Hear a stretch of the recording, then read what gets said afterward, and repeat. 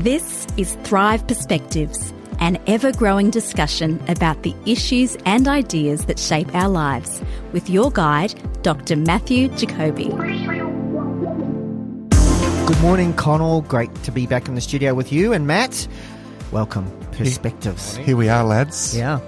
We continue our conversations around Christian worldview. Listeners, great to have you with us.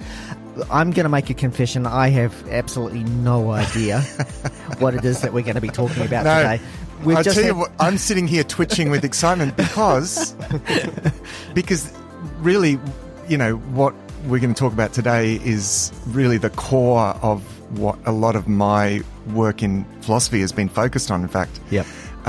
Including my doctoral work. So I'm just a little bit excited. We're not going to be too esoteric and all the rest. This is pretty applicable. But I want to talk about knowledge, doubt, certainty. Now, when I say these things, that all sounds pretty out there. But this is really, I think this is going to be really practical because I want to try to diagnose what happens when we like what we're doing. And one of the problems I think with skepticism is that often skeptics aren't skeptical about their skepticism. Straight away, that sounds really esoteric, doesn't it? That's good. But we need to actually analyze what's happening when we doubt and what it is that we're actually wanting. So what you're saying is that Connell and I'll just go, No, yes, every now and again. I'm sure. And I'll probably ask a silly question, but I'm sure I'll get lots of pushback, and that's what I'm after here. So yeah, hit me hard, lads. Radio, buckle in. I think first of all, it's just worth talking about knowledge and what we mean by knowledge. And this is an area of philosophy. And by the way, this is enormously important for faith, understanding faith. So we're not just going to talk philosophy here. We're going to really get to some practical stuff. But we need to understand a little bit about what knowledge actually is and what counts as knowledge. Now, one of the problems in our culture, let me put this straight up, we are culturally conditioned to only recognize a certain kind of thing as knowledge. And this has a background, this has a bit of a history to it. So this has changed. If you went back 500 years ago, the average person would think completely differently about this. Something has happened over the last 500 years that has actually changed the way that we think to the point which we will only recognize a certain narrow field as counting for knowledge. Now, some people see that as a step forwards, but a lot of people increasingly now see that as far, far too narrow. In fact, I would say even most people now in philosophy see that account as far too narrow. And what I'm talking about is an approach to knowledge that is what I will describe as a subject-object notion of knowledge, where you have this sense that I am the subject, and I am set off in some sense from the thing that I know, so I can kind of observe it in a slightly detached kind of way. Distance, that's right, and objectively observe that it's there, you know. So, I can see a table in front of me and microphones, and I can see the room around me, and I'm sort of set off from that, and I can observe that, and it's tangible, and, we can investigate that. We can even divide things up and put things under the microscope, and that is known as empirical knowledge, or, it's knowledge of the tangible world. And we like that sort of knowledge because as I said, we stand off from that and we can kind of objectively look at it as though we're on the outside and we look down into it, and we can have an element of mastery. We can really understand something and penetrate something and even manipulate that control. thing. There's an element of control in that. But that's not just limited either, though, to the era of scientific method. And like, if you go back through history, I mean, that's probably what we all do anyways. We try to create gods, tangible gods for ourselves. If you look all through history. Yeah, I see what you're saying there, yep. We always, I think probably going back in history, before we kind of got so locked into scientific method as the only way to know things, is that we would still try to reduce everything down to something that works for us in a tangible way. That's right. Yeah.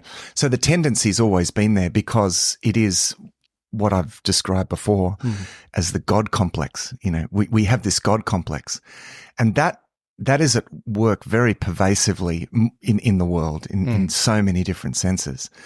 And part of what I want to say today is that it's even at work in what we will allow ourselves to recognize as knowledge. Yeah. So we will only recognize things that have us in some sense set off from the thing we know. And even we will only call knowledge that which we can know in a sort of exhaustive, objective, analytical fashion, or at least potentially analytical fashion, that really has us in this sort of godlike position. Mm-hmm. And so, yes, the tendency has always been there because the God complex is something that begins with the fall, right? Genesis chapter 3, eating of the tree of the knowledge of good and evil, right? I'm standing outside of reality in almost like this judge-like position with this understanding of good and evil, which actually there was a level of innocence that we had in the first place that was so connected into reality, into the goodness of God's creation, that we had no knowledge of any other option because we were so inside it, so connected with it. Yeah. But the tree of the knowledge of good and evil, the temptation, of course, was that then you will be like God, right? You can, this sense, and it's interesting, the association with the temptation and with knowledge, isn't it? Yeah. That there's something about knowledge that is associated with that God complex. Yeah. And so we certainly favor things, as you say, that are tangible and that we can see and manipulate to some extent. And so this has been borne out in, the need for idols, for example. Yeah. It's why, idolatry is so strictly forbidden in the Bible, because God is essentially saying, don't make me into something less than than I am, right? I'm not a tangible object that you can shift around and stick on the back of an ox cart and so forth. And observe from a distance. Yeah, observe from a distance, and approve or not approve or have some sense of control. Yeah, that's over right. It, yeah. Domination or even maybe it goes as far as to like knowledge in terms of I can actually see it when I can choose to look at it and I can see it and I can choose to touch it and I can touch it and feel it. Yeah, and for that to happen, it has to be limited in some sense to accommodate to our perception. Yeah. But I think the ultimate expression of that is scientific method, where we can actually reduce it down to an experiment that we can repeat. And we can't do that on everything. So then we at least then go, well, let's reduce it down to something that we can at least, maybe we don't completely understand it. If you're looking at an idol, you don't understand the power of the God that's behind it, but at least I've reduced it down to something that brings it into my tangible world. Right. I'm not comfortable with things being outside of what's tangible. Yeah, exactly. Exactly, because it puts it outside of our control. Yeah. So the view that narrows knowledge, because there's a philosophical view that explicitly says this, that we can only call that knowledge which is verifiable or falsifiable in some sense through scientific method, right? And that's known as positivism. And, positivism says, if it's not a tangible fact in that sense, then we can't claim to know it. And in fact, logical positivism went a step further to say that it's not even meaningful to talk about things that are not tangible facts. So, God and morality and there's the soul, and if they're not tangible, it's just meaningless even talking about them, right? Now, it's important to recognize actually that logical positivism as a philosophical movement is it's dead. It's as dead as any philosophical movement ever was. Right. Now, it's interesting because that's in philosophy, because philosophers recognize that actually that criteria for knowledge, that the claim doesn't meet its own criteria. In other words, you can't prove that there is nothing outside of tangible reality. That was recognized as far too narrow a view of reality, or at least a view of reality that wants to narrow things down to what we can perceive and understand.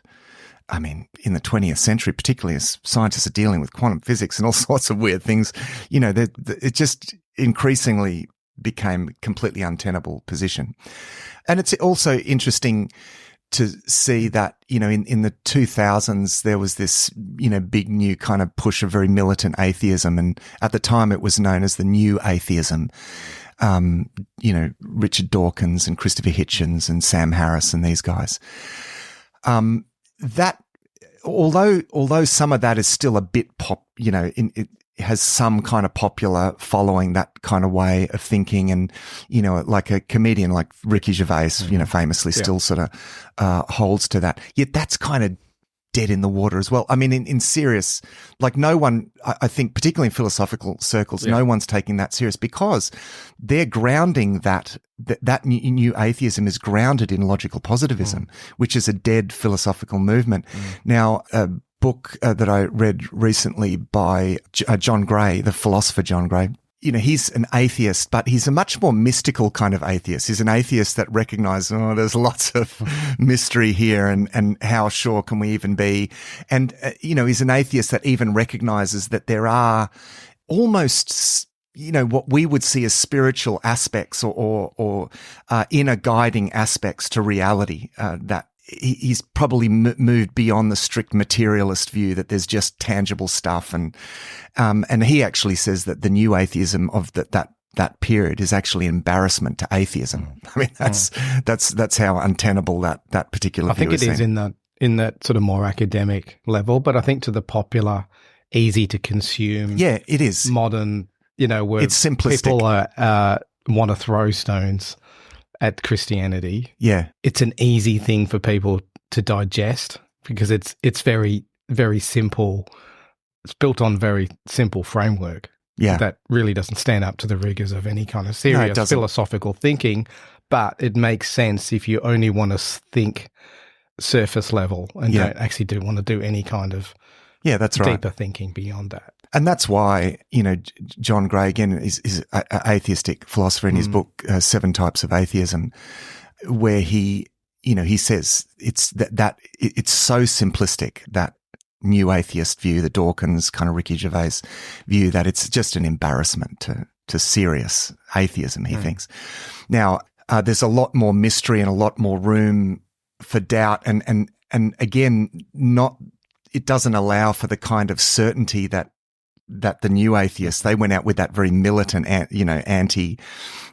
anti-theistic view. They're basing their certainty on a very, very narrow view. So it's worth, I think, from here. So just so to know that, and I, because those popular views are still going around, as you said, Connell, and they get dug up, and you got, like popular figures like, Ricky Gervais, who's digs this stuff. You just got to know that it just doesn't really hold water at any level, really. And even the more sophisticated forms of atheism, that's a lot fuzzier at the edges deliberately, because they're saying, well, we can't really know that there's not, but it's something like a belief that there's no God. Right. They're much more cautious about that.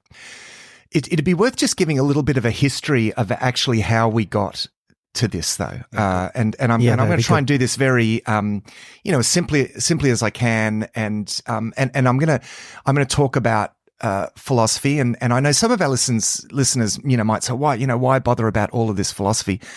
It's because this all trickles down and it affects the way that we even think of as Christians, right? Because we use these words and these languages like any culture. No one really can step right outside their culture.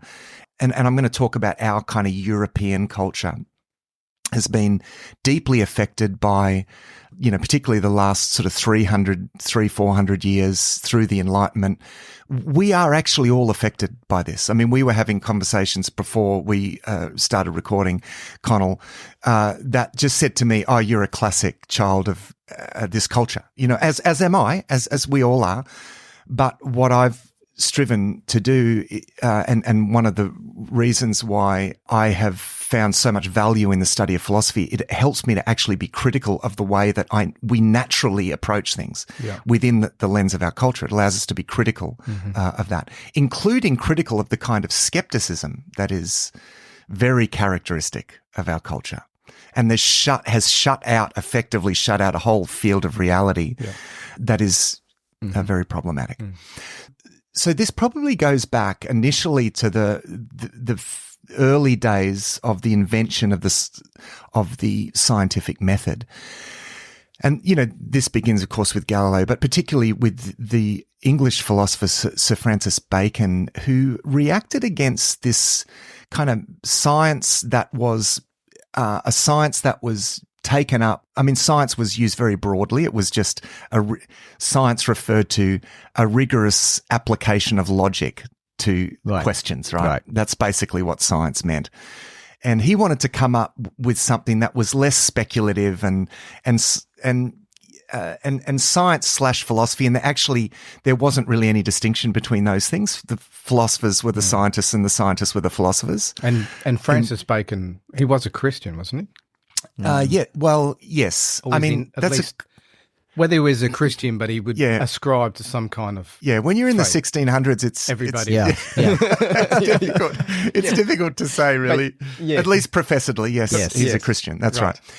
So the prevailing view of the day was the view of the universe was an Aristotelian view of the universe, and Christian thinkers were quite accepting of this. That they felt, thinkers like Thomas Aquinas and so forth, like leading theologians who really shaped theology, much of the theology that we developed, were quite accepting of elements of this because it was, they felt it was consistent with aspects of the Christian worldview. So, Aristotle sees everything as being guided in some sense. Everything becomes what it is because there's this inner guiding force that's sort of, that makes it so. It so, right? And medieval theologians said, well, yes, and we see that as God. Now for Aristotle, he has his version of God, and they accepted that, well, he's working off the little that he knows about God, and by general revelation, we can recognize that he was on the right track, right? But it was a view of the universe where everything was sort of animated and guided, and there was a lot of providence in everything, in some sense, some very general sense. So Francis Bacon sees that this is all of this speculation is not really empowering us to actually get down to the details and actually do anything practical with this. And he wants an approach to knowledge that is just based on something that's testable and that allows us actually to manipulate this reality that we live with and control it in some sense, So, he wanted an approach to knowledge that was, verifiable and that allowed us to do things. So we just wanted, let's be practical, basically. And, the famous, slogan, knowledge is power, that comes from Sir Francis Bacon, right? And it tends to be used in a very positive sense, like we're empowered by our knowledge. Well, he wanted an approach to knowledge that would empower us to actually gain some measure of control over our environment, right? It's not just speculative knowledge for the sake of knowledge. For the sake of knowledge. And so this is the beginnings of an approach to science that moves science away from, grand metaphysical speculation and then puts the emphasis on testability and which something much more tangible, which is good, which is good. Yeah. Now that for him, he saw that as, fulfilling the mandate to subdue the earth, that we need a knowledge that will enable us to subdue the earth. And so, he saw science as a way of subduing, essentially subduing the earth. I think I won't go into that point, but I do think that's problematic, that connection, but we won't go into that right now. And then, around the same time, then, you had a lot of religious debate, between Protestant and Catholic. We're in the Protestant era now, and, states are at war and there's at least a sort of tacit desire in society for a basis of knowledge that can help people arbitrate these kinds of discussions, right? Because the Protestants are saying this and the Catholics are saying this, and so who's right? Yeah, it's like I mean, what do we use to try and arbitrate between all of these debates? And the going back to the Greek philosophers, and Greek philosophy has had a revival now, and natural answer was, well, reason. We can use reason. Reason can be the arbiter of truth. Okay, and And this essentially begins with Descartes, French philosopher Descartes. Reason is going to be the arbiter of truth. Now, I just want to pause there and also recognize the problematic nature of that. Mm-hmm. That reason is the arbiter of truth, right? Yeah. That if something is not rational, then it can't be real. Now, you apply that to quantum physics and you apply that to space-time singularities but isn't rational based on or related to what we know anyway? It's like it's connected to what we currently know. That's right. You have to infer from things that that's right from some basis, right? I understand that is important because the new atheists, and particularly if you take Richard Dawkins, when he wrote his work on the God delusion, his whole premise is based on the fact of putting reason against faith. So that's right. Yeah. Right from the outset, his opening firing shots is to say that if we don't base what we know on what we can test and demonstrate, then we end up in faith. Then we can just believe. Yeah, we can believe anything. Whatever we want. And so you end up with all these religions. There is no right and wrong. So that exactly the motivation there, there's a soundness in terms of that as a reasonable proposition. Right, yeah, and that's because you really are playing the devil's advocate. Are we allowed to say that in the Christian and actually, like he is, like we've said in previous episodes, it's one thing to recognize a problem, and it's another thing to think that you have the solution to that problem, right? And he is rightly recognizing a kind of chaos. Like there's so many truth claims in the world today. How can we arbitrate between them, right? Mm-hmm. Now, this is exactly the kind of problem that, for example, Descartes was trying to solve and the other rationalists, right? They're trying to solve that exact problem. Now, the thing is, their strategy, well-meaning as it is, but it didn't actually succeed, really, because we reason from certain premises. Everyone reasons from certain premises, but the premises from which we reason cannot themselves be verified by reason. Mm-hmm. So he reasons from the belief that there is no reality outside of what is tangible or rational and so forth. That premise is taken on faith in a sense. Yeah. So he assumes his atheism in order to make that argument. To make that argument. Or at least he assumes a very narrow field of reality. I think he would argue, he probably can't demonstrate that is something that he can prove. Yeah. But he would say, I would imagine, if he was in this conversation, that in the absence, if we can't... This is the best we've got. We can't explain everything, but let's limit to what we can explain, or at least things that we're going to stake our life on, go around teaching to our kids at school, in the education system. People are out there, killing each other and oppressing other people over different beliefs that are completely just made up. That's right. They're not linked to anything that can be verified or tested. So, and he sees that as a great danger, obviously. Yeah, that's right. For humanity. Yeah. Going forward, that's the best framework that we've got. Yeah. So he wants to narrow reality down into that framework and say, well, we just, it's no point even talking about stuff. Because if we don't do that, then the alternative is just chaos. Open slather of people can just believe whatever they like. And that, going back to what I said at the start, that essentially is a classic expression of the God complex, because in the God complex, in order to feel like we have this godlike relationship with our reality, we need to create a small enough field of reality over which it's possible for us to feel like we have this level of godlike, not just control, but, godlike ability to comprehend and understand and so forth. And I would suggest that the biggest problem is not people doing irrational things, but people playing God.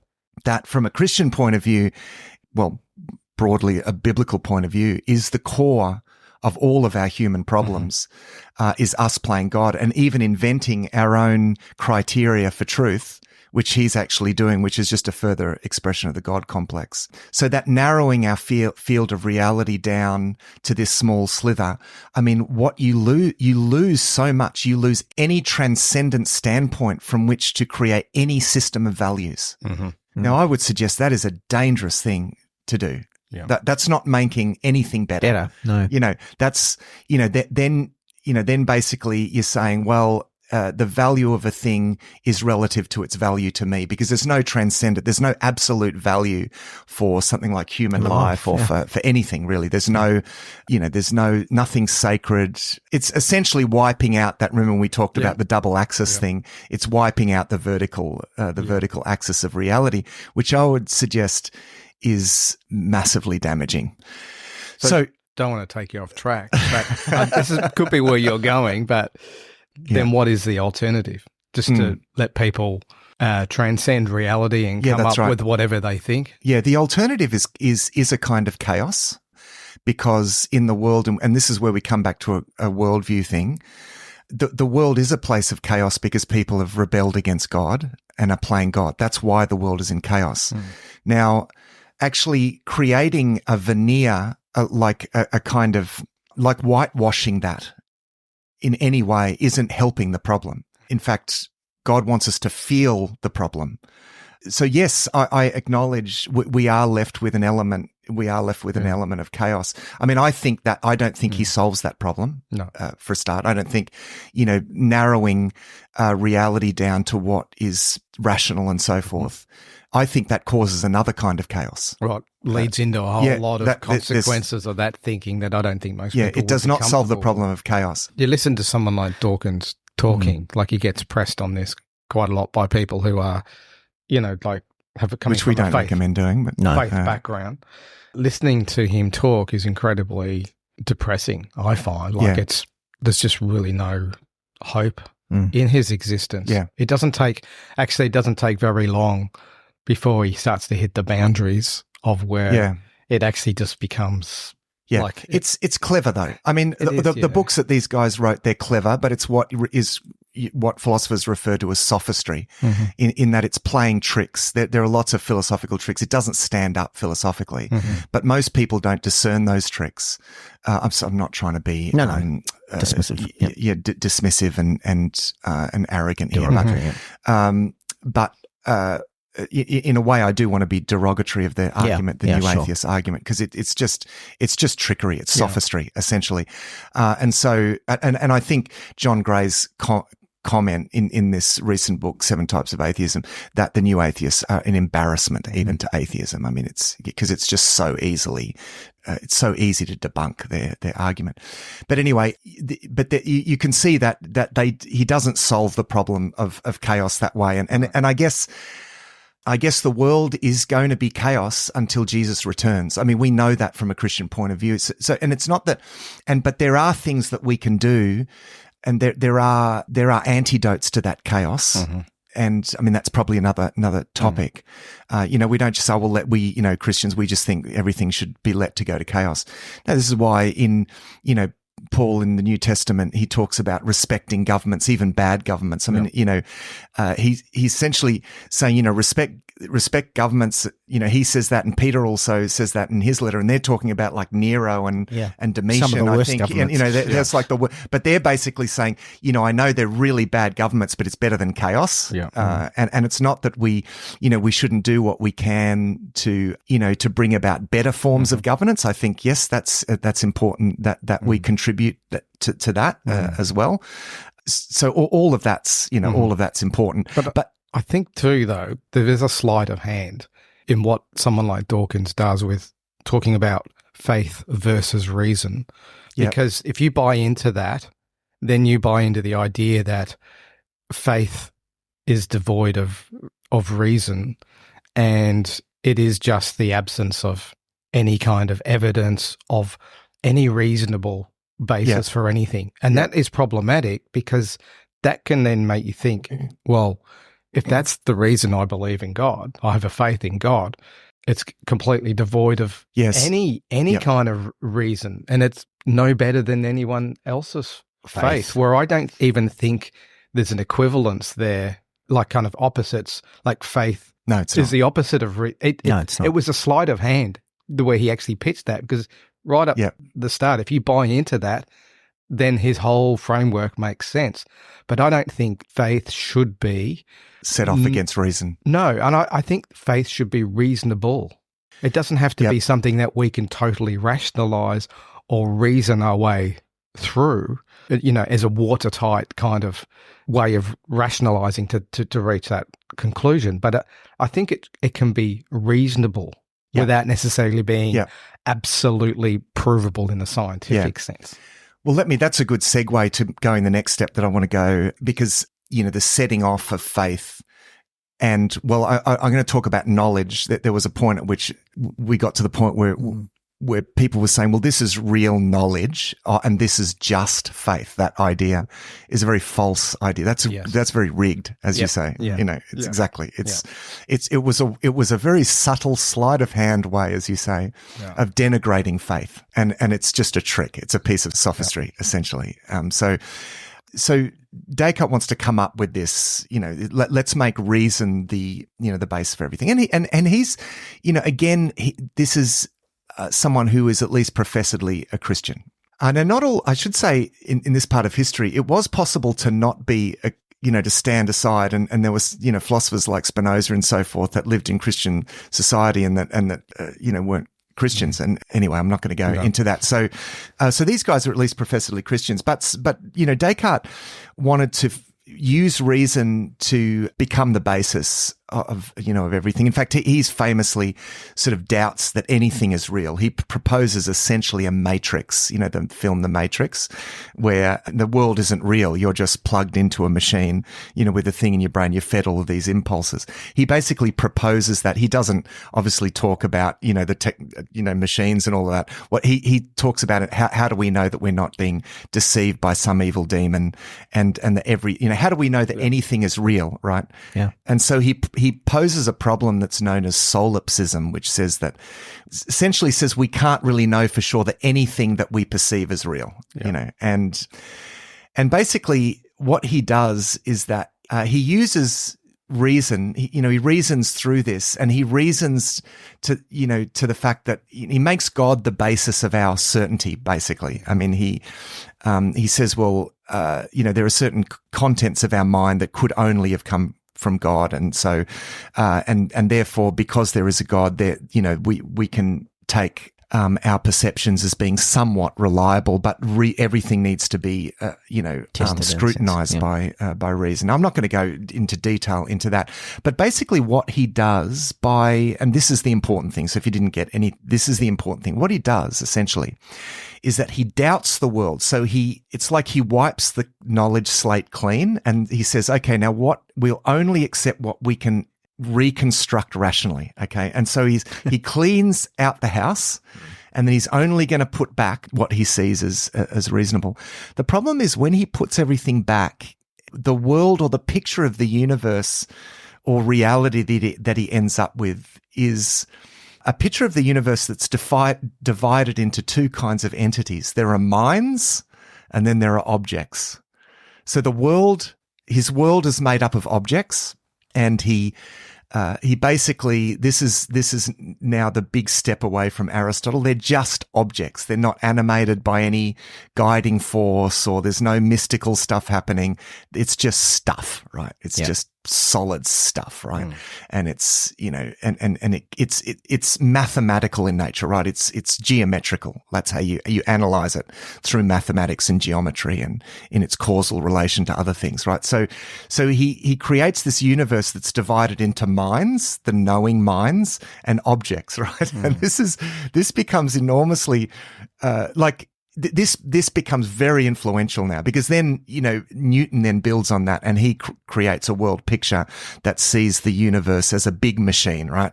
And everything is defined in its causal relationship to everything else. And you can, mathematically, you can describe that mathematically. And he, Newton actually was a very strong Christian, and he saw that this is, this idea of God as the watchmaker, is the big machine, and God's the one that made the big machine.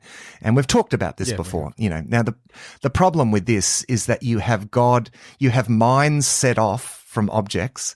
You have God set off from the machine, in this sense that God creates the machine and then just lets it, and occasionally ducks in to sort of make some little repairs here and there when they need to be done. But basically, you get what's known as a deist view of God as well, whereas the biblical view is one of God continually creating and sustaining and upholding all of reality. Now that Newtonian view of the universe has been very much replaced by since Einstein and quantum field theory and all that sort of stuff. But there's still this idea of reality where we are these knowing minds set off from reality and a world of objects, right? And it even got to the point where with someone like David Hume, where he says, well, we only know objects, objective facts, right? That's all the mind can know. Knowledge is knowledge of tangible facts. Nothing else counts as knowledge. Everything else is very empty faith, And so you're getting there with Hume, you're getting close to that, this sort of atheistic kind of picture where we're not going to recognize anything outside of tangible knowledge as real knowledge, everything is just kind of faith, Essentially, so what he was doing is he was narrowing reality down to tangible reality, right? He was putting reality in a box. Yeah. I'm going to use this illustration to explain the next step, okay? Now, when you put reality in a box, it opens the question. As soon as you create a box, the question is, well, what's outside the box? You know what I mean? Yeah, exactly. And this was essentially the next key philosopher, to come along and respond to all this was Immanuel Kant, the German philosopher Immanuel Kant. And he basically asked that question. He said, well, limits to our knowledge, like he recognized limits to our knowledge, and he drew the limits of human reason. And he drew them very tight and very thoroughly identified the limits of where human reason can go and where knowledge in that sense can go. But what he said is that limits imply something beyond those limits. Yeah. They imply that, right? So he said that, I'm doing this in order to make room for faith. The problem there is that there's still this division between knowledge is everything in the box. Okay, we have knowledge of that, but everything outside the box we know by faith. Although, Kant did better than Hume in that he recognized that we have an intuitive connection with everything outside the box. And I think, he's on the right track there. Right.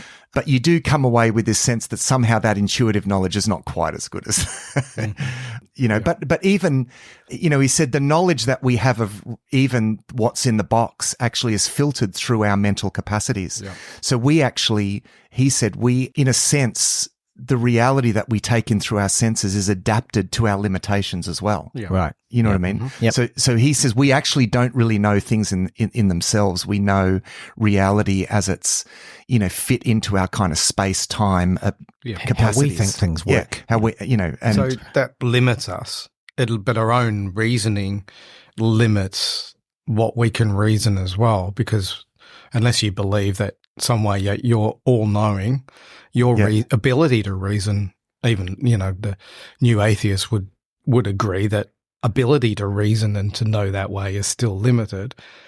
So if it's limited, if we try to then build our faith or our knowledge of God from our reason, whatever version of God we come up with is therefore limited by what that sort of conjecture is. It's God in a box. And I've been aware of this myself. Like it's something that I struggle with because I've got pictures in my mind of who God is, and I try to reason and rationalize everything. And so I'm aware of the fact that I put God in a box. I want to see him in my mind in a certain way. I want to know him in a certain way. Now, what happens if that's not how he is, and that's how I'm seeking him? There's a big risk there that I'm either going to be disappointed and I'm not going to find him where I think I am, or God knows that I'm looking in the wrong places and deliberately steps back and tries to lead me to where he really is. But that's a confusing journey to be on. Yeah. Okay. So let me speak to that. That's a very good point, because God does speak into our mental capacities. Like and he reveals himself because he created us and he created us as rational beings, right? Yeah. And otherwise, if we didn't have reason, we couldn't communicate. Language is the machinery of rationality moving. That's, without rationality, there's no language. And recognizing we are reasonable, like we want to reason. It is part of who we are. Right? in everything that we've said about That's right. faith, I don't want to diminish. I No, don't want we're not people to get diminishing any reason. sense. That's right. Reason is still really, really important. That's right. And reason underlies our ability to communicate. And our ability to communicate is essential to who we are as relational beings with an ability to relate to God, right? So God uses language and he communicates with us, but yet God is not limited by that box, so to speak. And one of the problems, and this goes to something we discussed in a previous episode around the nature of doctrine. Remember, I talked about the islands and the ocean around the islands. Yeah. And we need to recognize that we can know things within that rational box. Like there are certain things that God communicates to us, but it's very important that we don't try to fit all of reality into that box. And because this happens in a lot of theological reflection, people reason from one thing to another. Well, if that's the case, then this, and then this, and then this, and then, I was reflecting on one example where, there's this view that it's a doctrine known as the doctrine of the impassibility of God, where, God doesn't experience emotions of any kind. It's like this emotionless.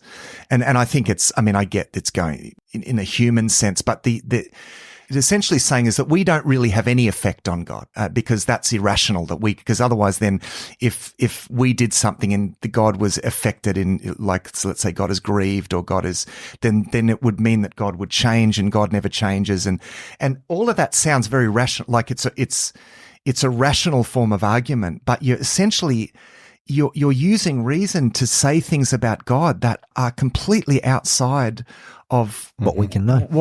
What we can know, and it's trying to create a theology that's all rational, and you end up basically with something that looks like Brahman or something, which, then you just get this impersonal force out there and it pervades, like you get these pantheism, the kind of pantheism that you see in, say, Hinduism or Stoicism, or comes from this rigorous application of rationality to the intuition of God, and I just, it's still putting God in a box, right?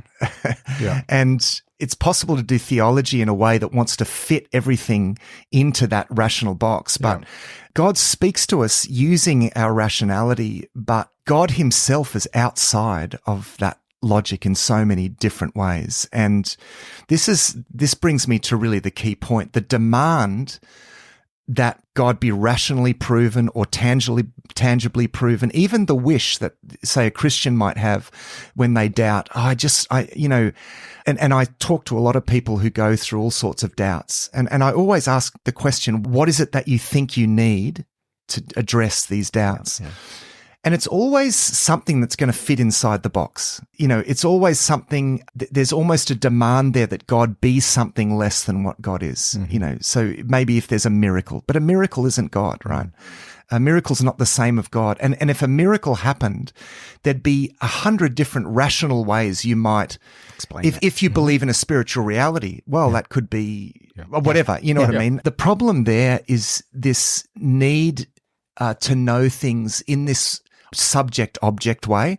I want God to become an object, either a rational object that I can circumscribe intellectually, so that I can understand intellectually, right? But nevertheless an object, an intellectual object, or some kind of tangible object. It's like a demand that God be less than God, so that I can set myself off from that idea and approve that idea and say, yes, that's true. Or even something physical.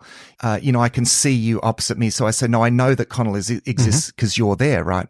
But I can only state that because you are actually limited and because I can view you as an object. But actually, this begs the question, because if I define you as an object, then even that's problematic, because you are actually a mind, you are consciousness, and that aspect of you transcends the limitations of your three-dimensional form. You know what I mean? There's something even mystical going on there with you as a person. And so it's already problematic. If I say I know you and think in terms of like a physical object or even a rational object, well, I'm even limiting your existence then, because there's way more dimension and even a transcendent value to your life that goes beyond anything that's reasonable. So if that's the case with you as a soul, then how much more is it with God? And this is what's problematic about doubt. This is the problem with doubt.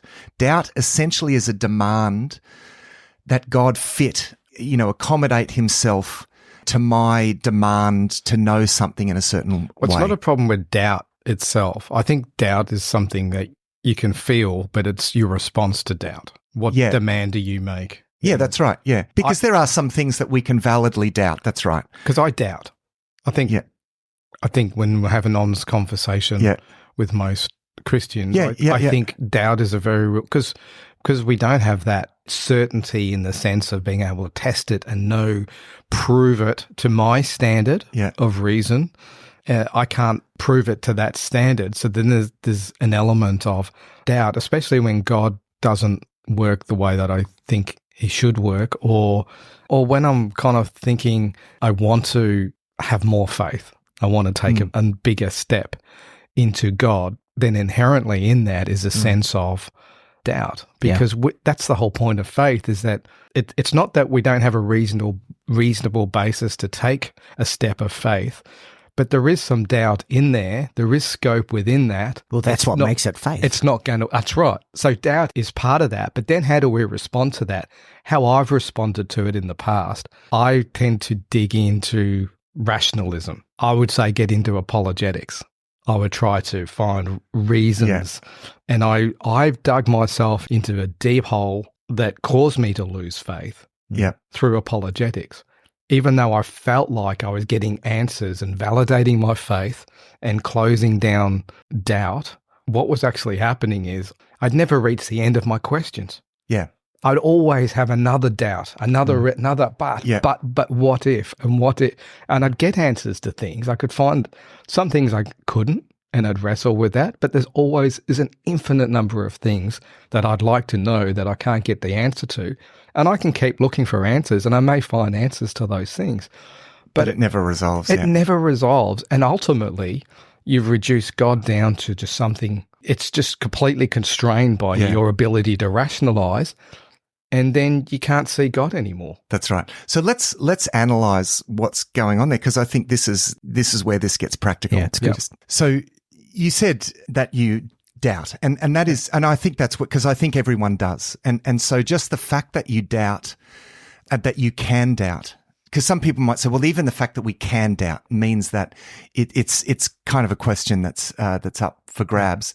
But it's important that we actually analyze our doubt. And I think, being a bit of an overthinker myself, and I've certainly been there. But what I'm finding is that by bringing scrutiny to bear on my doubt, and by understanding what is actually happening when I doubt, that there's actually something very dysfunctional happening when I doubt, something spiritually dysfunctional happening, that it's actually been a very key thing that has enabled me to overcome that, you know what I mean? By overcoming the need for a certain kind of verification, or the need for a certain kind of understanding on the one hand, and then on the other, enabling myself to actually recognize another type of knowledge that actually goes unrecognized. It's actually enabled me, and this is a deliberate thing, to turn from that to say, well, that desire, and this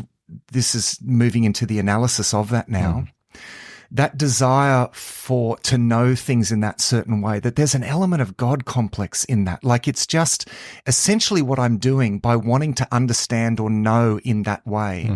I am essentially narrowing reality down in a way that is completely untenable, you know, and also it fails to recognize that is a way of knowing, that subject object. And it's a problematic way of knowing.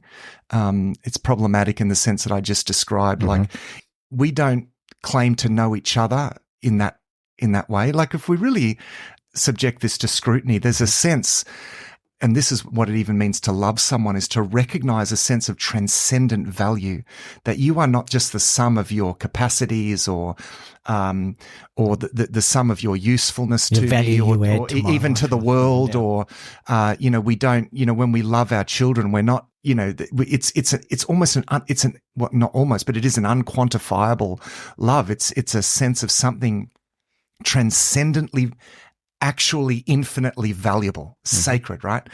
And I think we recognize that if I treated you as just an object, it'd be a kind of psychotic, it'd be enormously dysfunctional. But I recognize something transcendent. There's a sense of transcendent value to your life. So already there in ordinary life, where we're already exercising or we're responding to some intuition of something beyond the object, right? Something beyond what's rational. As soon as I assume a certain amount of value, which when we experience love, we are experiencing a transcendent sense of value. And I'm not just talking about love in terms of desire, think, as parents, probably the purest form of love that we have is, that there's something transcendent there. And we are actually experiencing a kind of knowledge there that's not a rational knowledge, that there's no rationale for that kind of experience beyond what can be rationalized there and so forth. So what I've recognized is that when I demand that kind of objective knowledge of God, that God be an object that I can somehow, which we don't demand of anything else. No, we don't. Imagine if we actually with don't. Your kids, that's right. Imagine if with your children you demanded that. No, I'm not going to love them unless you can prove that it's real and that you can, prove that you're worthwhile, or that you're. Because we hold them to have a worth that is transcendent, right? And we actually experience that when we experience love. So in the same way as we're experiencing that, I would suggest that we are actually already experiencing the reality of God in a very constant sense, not only innately through intuition, through things like the irrepressible desire we have for ultimate meaning, for ultimate, an ultimate connection with a transcendent standpoint, values when we think about justice and morality. And we have this stuff is inbuilt. There's a knowledge of something transcendent, but there's actually, as if it comes from outside. But it comes from outside. And I think it's very difficult for human beings to deny that. I think there's an immediate intuition of right and wrong, of evil. There are some things that when we're confronted by, we know it's evil, and yet rationally it cannot be accounted for. There's hundreds of years of trying to build morality since the Enlightenment period, since, Hume and these guys, denied the meaning of statements not relating to actual facts. They tried to build a new morality based purely on facts, and they haven't succeeded.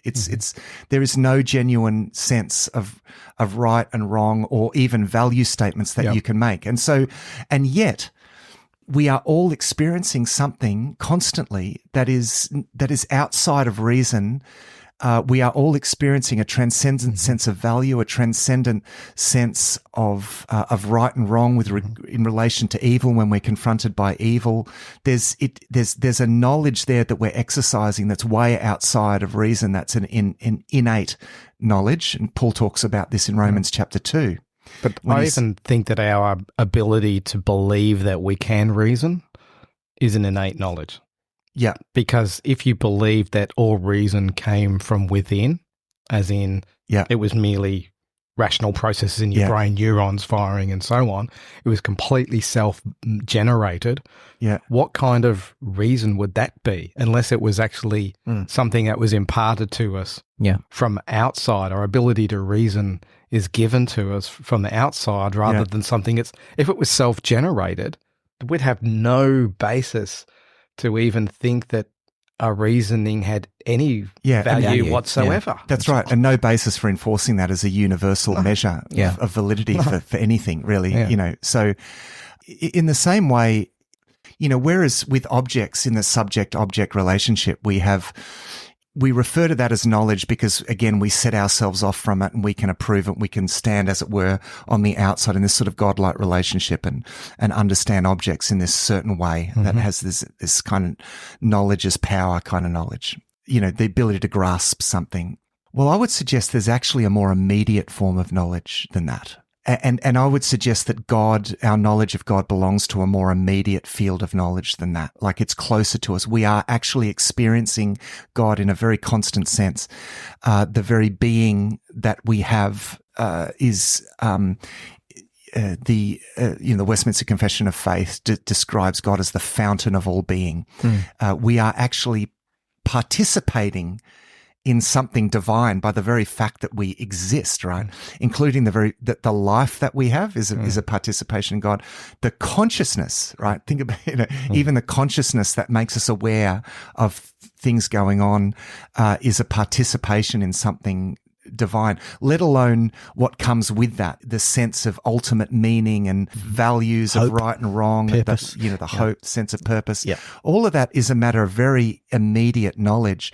But the problem is that our empiricist sort of culture, the culture of, that wants to say knowledge is only knowledge of empirical objects, our scientific culture has, in a sense, has invalidated that. Let me put it that way, has invalidated that as real knowledge. Whereas, that itself, that claim itself is unsupportable. It's an unsupportable claim. And I'll say universal human intuitions. What we're describing here are universal human intuitions. Yeah. To deny that and say, no, that's not real knowledge, and none of that's really real. Well, it's standing on the same foundation. They're standing on the foundation of intuitive knowledge of a faith position. Really, that they are actually even capable of reason and rational thought in the first place. Yeah, that's They're right. having to adopt some sort of faith position. I actually had that conversation with someone a few weeks ago who was sort of wrestling with these things. And my point was that, they were thinking about it as faith in God or reason in science. And my point was, it doesn't matter what you do, you have to stand on a faith position because at some point where you come down to ability to reason. And it really comes down to either one of two things. Do you believe that reason comes from within, or do you believe that reason comes from outside in? And that's a faith question because you can't necessarily establish that. We don't have the tools to do it. You can take a faith position that says, no, it all comes from within. There's nothing from outside. It's all just a product of ourselves. In which case, it's still a faith position, a completely arbitrary claim. Why would you choose to believe that when actually that as an explanatory system breaks down pretty quick because it actually then fails to even be a reasonable framework to do reason? That's right. Within? Or do you believe it comes from outside, which means that it's put in you, it's outside of you, it's bigger than you, that even actually enables you to do it in the first place, in which case you're placing faith into something that's outside of you that implants something in you. Ultimately, that's the question. Which road do you want to travel on? If you go down the path of outside, you're actually now starting to move into something that's beyond you for what you know, which ultimately now starts to lead into a reasonableness that the idea of some sort of God is a reasonable idea, not so quickly dismissed as the likes of Dawkins would do. That's right. Although I think it's important to say it's not a purely arbitrary choice between the two. So, and this is where probably a better definition of faith isn't just this kind of blind this idea of you just blindly step out and accept something for which there's no evidence. That's not what faith is. Faith actually is a kind of knowledge. It's a knowledge gained in a different sort of way. And it's the knowledge, because essentially one of the ways that I think you can describe faith is letting God be God, is acknowledging God as God. And in a sense, it has the element of trust. I entrust myself to God. It's like I choose to be inside that reality rather than setting myself off and trying to know it in a certain way. It's the willingness to step inside that and to to recognize that not only the immediate intuition, but actually to move with that and to put ourselves in God's hands. Now there's a circular thing here, because people will say, well, how do you have faith if you don't have faith? Like, how do you make that decision when, if you doubt? But see, this is where the saving act of God is important. This is where the Christian notions of salvation are key, and this is where they come in. And this is, I think we'll land this here, because the key thing that God wants to save us from is our God complex. I mean, Paul says in Ephesians chapter 2, when you were dead in transgressions. Okay. So there was a sense in which by setting ourselves off from that reality, we're in a realm of death, right? So God comes to us in Jesus Christ in order to pay for our guilt so that we can be reconciled, in order that the Holy Spirit can take hold of us and draw us into that. And there's this sovereign work of God. Paul also says in the same chapter, in Ephesians chapter 2, talks about faith being a gift of God. Now, again, there's the question of how this sovereign act of God and our human choice work together. And again, people try to discuss that inside the box and make all sorts of problematic decisions there. The two work together. We do need to respond to God. We need to exercise our faith and make a decision to actually be in the inside and acknowledge God. But we also recognize that this is a matter of first-hand knowledge, because I only have faith because God, in a sense, revealed himself to me and sort of grabbed me and pulled me inside that. You know what I mean? I was, in a place of, in my experience, was in a place of doubt and skepticism and from which I should never have emerged. But God took a hold of me and he dragged me inside of that reality. And I found myself inside of something that I knew I could not comprehend. And I felt so foolish for even trying to know it in that certain way. And so I think the practical thing here is for us to acknowledge the sense in which we already know God, and to look to sensitize ourselves more to that. It's to begin a prayer time, not think, I wonder if God's there, but Lord, I acknowledge that you are, I acknowledge your presence. To express our faith in that sense, to acknowledge the presence of God, and to do things that sensitize us and expand this new way of knowing, acts of worship, acts of devotion, prayer. These are the things that people don't do because they're too busy thinking about, is God even there in the first place? No, actually, we need to act from the inside, and with this act of acknowledgement, in recognizing that we are immersed in God's presence.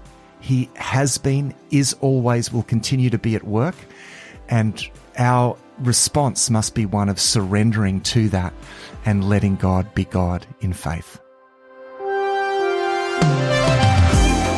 Thanks for joining us for this episode of Thrive Perspectives. Our hope is that these discussions will challenge you to look at life from a new perspective. You'll find all our resources at the Thrive Today website, thrivetoday.tv. If there's a topic that you'd like us to discuss, please email us. Our email is contact@thrivetoday.tv. Until next time, our prayer is that you will thrive.